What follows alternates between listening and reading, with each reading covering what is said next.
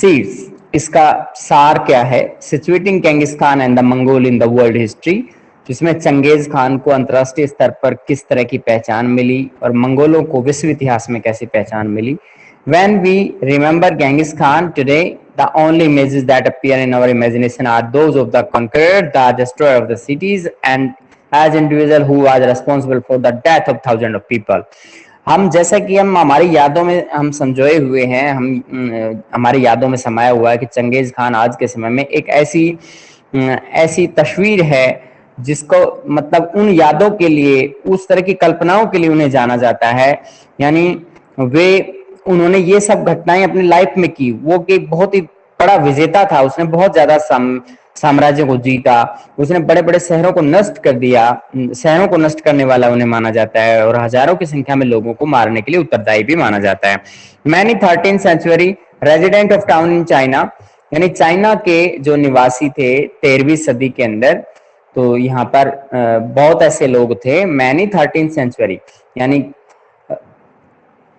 इसमें 13वीं सदी के जो निवासी थे चाइना के अंदर, Iran and eastern Europe looked at the herders from the steppe with fear and distaste, यानी चाइना के लोग, ईरान के लोग और पूर्वी यूरोप के लोग उन्हें स्टेपी क्षेत्र के रूप में, स्टेपी क्षेत्र में डर और भय या आतंक का पर्याय मानते थे उन्हें। एंड यट फॉर मंगोल्स, और मंगोलों के लिए Genghis Khan was the greatest leader of the older time. Genghis Khan एक बहुत ही महत्वपूर्ण शासक, महान शासक मंगोलों के लिए माना जाता है। यूनाइटेड द मंगोल पीपल, उसने मंगोल लोगों को इकट्ठा किया। Freed them from interminable tribal wars, उन्होंने जो कबीले आधार पर होने वाले आंतरिक युद्धों से उन्हें निजात दिलाई। चाइनीज एक्सप्लोटेशन, और इसके अलावा चीन के शोषण से भी निजात दिलाई। ब्रॉड देम प्रोस्पेरिटी, और उन्हें उनमें समृद्धि पैदा की। फैशन्ड ए ग्रैंड ट्रांसकॉन्टिनेंटल एम्पायर, उसने बहुत ही बड़ा अंतरराष्ट्रीय साम्राज्य गठित किया। रेस्टोर्ड ट्रेड एंड रूट्स, उसने क्या किया? उसने यात्रा मार्ग विकसित किए। एंड मार्केट्स, बाजार विकसित किए। दैट अट्रैक्टेड डिस्टेंट ट्रेवलर्स, जिससे दूर दराज के यात्री लोग आकर्षित होते थे। Like the Venetian Marco Polo, जैसे कि मार्को पोलो जैसे विद्वान। The contrasting images are not simply a case of dissimilar perspective, हालांकि इस तरह की जो इमेजेस हैं वो साधारण रूप से मतलब विभिन्न प्रकार की जो घटनाएं हैं या परिदृश्य हैं उनके समान नहीं है। They should make us pause and reflect on how and one dominant perspective can completely erase all others. यहाँ पर ये बताया गया है, they should make us pause, वे हमें एक पल के लिए रुकने का ये हमें ठहरा देते हैं, सोचने पर मजबूर करते हैं, और ये हमारे सामने एक प्रतिबिंब लेके आते हैं कि एक व्यक्ति का किस तरह से बहुत ही ज्यादा जब रूड बिहेवियर होता है या उसका वर्चस्व होता है तो बस बाकी लोगों पर किस तरह से भारी पड़ता है या उनको भी किस तरह से बिगाड़ देता है। Beyond the opinion of defeated sedentary people, यहां ये बताया गया है। बेटा आपके यहाँ प्रियंका और मधु, आपके वहां टावर ठीक नहीं है क्या?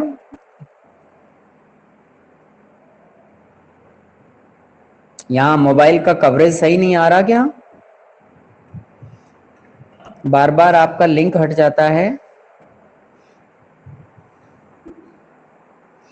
Beyond the opinions of defeated sedentary people, यानी अलग तरह के। यस बोलो बेटा, कुछ पूछ रहे हैं? No sir. No. Beyond the opinions of defeated sedentary people, यहाँ जो सेडेंटरी लोग होते थे या फिर ये जो इनकी जो सोच थी, जो इनसे तंग आ चुके थे मंगोलों से, उनकी विचारधारा के पीछे किस तरह की सच्चाई थी। Consider for a moment for sheer size of Mongol dominion in the 13th century, 13वीं सदी में इसके आकार को लेकर के बहुत ही बड़ा विस्तार बताया गया। Diverse body of the people, जिसमें अलग अलग तरह के लोग इसके साम्राज्य में रहते थे। फेथ सीट विद एम्ब्रेस्ड, और अलग अलग तरह के आस्था और विश्वास भी रखते थे। Although the Mongol khans themselves belong to a variety of different faiths, यहाँ पर मंगोल जो शासक हुआ करते थे, मंगोल खान मंगोल खान के रूप में जाना जाता है, जो अलग अलग प्रकार के लोगों पर, अलग अलग आस्था और विश्वास के लोगों पर शासन कर रहे थे या उन पर उनका प्रभाव था। जैसे समन है, बुद्धिस्ट है, क्रिश्चियंस एंड इवेंटुअली इस्लाम। यहाँ पर समन लोग या बौद्ध धर्म के लोग, ईसाई लोग या फिर इस्लाम, ये धीरे धीरे करके यहाँ पर इतनी आस्थाओं के लोग रहते थे। They never let their personal beliefs dictate public policy. यहाँ पर सार्वजनिक नीति के आधार पर जो निजी आस्थाएं होती थी उन्हें नहीं छोड़ सकते थे। The Mongol rulers recruited administrators. Mongol शासकों ने प्रशासकों को नियुक्त किया एंड आर्म्ड कॉन्टिजेंट्स, और आर्मी पर्सनल को भी नियुक्त किया। From people of all ethnic group and religion. अलग अलग धर्मों के अलग अलग समूहों से, सामाजिक समूहों से या नरजातीय नस्लों से उन्होंने इनके जो एडमिनिस्ट्रेटर्स होते थे और आर्म्ड कॉन्टिजेंट्स होते थे उनका सिलेक्शन किया। Theirs was a multi-ethnic, multilingual and multi-religious regime that did not feel threatened by its pluralistic constitution. यहाँ एक ये चीज देखने में आती है कि बहु नस्ल के लोग यहाँ पे रहते थे, बहुत अधिक नस्लों के, अलग अलग भाषाएं बोलने वाले, अलग अलग धार्मिक आस्था रखने वाले, और जो कि यहाँ पर बहु सांस्कृतिक जो संविधान के बारे में बात बताई गई है उससे कोई डर उन्हें महसूस नहीं होता था। This was actually unusual for the time, और ये कभी कभी असामान्य भी प्रतीत होता था। And historians are only now studying the ways in which the Mongol provided ideological model for the later regimes like the Mongol of India, Mughals of India to follow. यहाँ ये बताया गया है कि इसमें असामान्य जो बातें होती थी उसके वो भी हमारे सामने आती है। इतिहासकार इस बारे में भी अध्ययन कर रहे हैं कि मंगोलों के पास ऐसी कौन सी वो आइडियोलॉजी थी जो कि एक आदर्श बनी बाकी अन्य शासकों के लिए। जैसे कि हमारे देश के अंदर मंगोल शासक हुए हैं, वो इंडिया में शासन करके गए थे। तो इस तरीके से आपका यहाँ तक के टॉपिक बताओ बेटा, समझ में आया कि नहीं?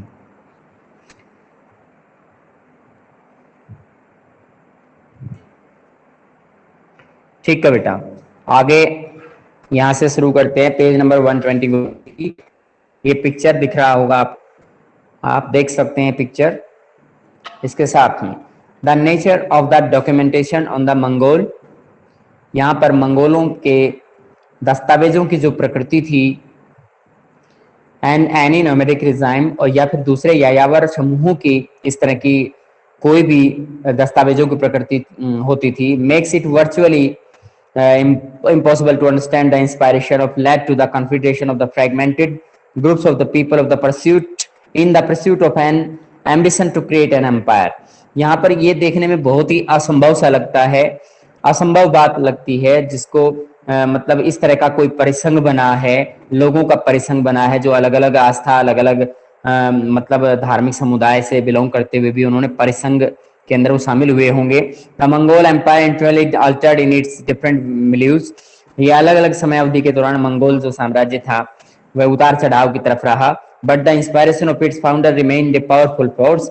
लेकिन इसका जो सबसे महत्वपूर्ण प्रेरणादायक जो संस्थापक रहे हैं वो सबसे ज्यादा शक्तिशाली बल प्रदान करता है इसे याद करने के लिए। At the end of the 14th century, 14वीं सदी के अंत तक, Timur another monarchs who aspired to universal dominion. Timur नाम के एक और इसी तरह के मोनार्क हुए, तानाशाह हुए, जिन्होंने अंतरराष्ट्रीय अधिराज्य स्थापित करने के लिए मतलब जाना जाता है।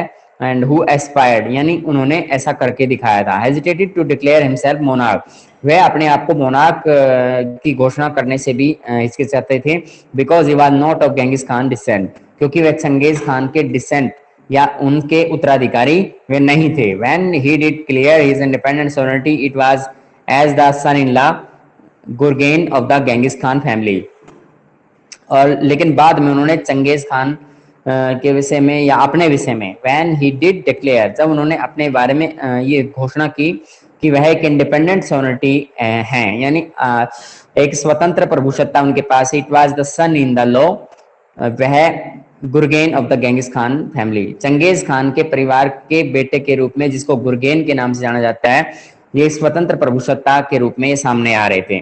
Today after decades of the Soviet control, Soviet संघ के, सोवियत जो देश है उसके नियंत्रण में, after decade of the Soviet control, the country of Mongolia it recreating its identity as an independent nation. आज के समय में सोवियत संघ से दशकों बाद, उनसे कंट्रोल में रहने के बाद या उनके गुलाम रहने के बाद, मंगोल आज पूरी तरह से अपनी एक स्वतंत्र पहचान, स्वतंत्र राष्ट्र के रूप में पहचान बना चुके हैं। It has seized upon Genghis Khan as a great national hero. ये चंगेज खान को एक राष्ट्रीय हीरो के रूप में नवाजते हैं, हु इज पब्लिकली वेनरेटेड, जिसको सार्वजनिक रूप से पूजा जाता है, and whose achievements are recounted with pride, और गर्व के साथ में उसकी जो अचीवमेंट्स हैं उनको बताया जाता है। At a crucial juncture in the history of the Mongolia, Mongolia के इतिहास के अंदर ये बहुत ही एक क्रूशियल समय रहा है। Genghis Khan has once again appeared as an iconic figure for the Mongol people. ये मंगोल लोगों के सामने चंगेज खान एक आइकॉनिक फिगर के रूप में सामने आए हैं। Mobilising memories of the great past of the foraging of the national identity, और इसने देश को एक राष्ट्रीय पहचान, अपने समूह को एक राष्ट्रीय पहचान के साथ में जोड़ा है, और विभिन्न प्रकार की यादों को उद्वेलित भी किया है। That can carry the nation into the future, जो कि भविष्य में राष्ट्र निर्माण की तरफ कदम बढ़ाते हैं। तो इससे ये कहीं ना कहीं चंगेज खान राष्ट्र निर्माण के जननायक कहलाते हैं। The capture of Baghdad by the Mongol, Mongol लोगों के द्वारा बगदाद को किस तरह से कंट्रोल में किया गया था। A miniature painting in the chronicle of the Rashid al Din Tabriz, 14th century, 14वीं सदी में राशिद अल दीन तबरेज के द्वारा एक मिनिएचर पेंटिंग बनाई गई है, जिसमें क्या बता रहे हैं कि मंगोल लोगों के द्वारा बगदाद को कैसे कब्जाया गया था, उसका विवरण यहाँ पे बता रहे हैं। इस प्रकार ये आपका टॉपिक यहाँ तक आप पढ़ के आए, जितना मैंने बताया है यहाँ तक का पढ़ाया गया है, 121 का पूरा हो गया। तो यहाँ तक आप इसके क्वेश्चन आंसर राइट करें, और किसी तरह की प्रॉब्लम है तो पूछ सकते हैं। कोई टॉपिक नहीं समझ में आया है पीछे से तो भी बता सकते हैं बेटा।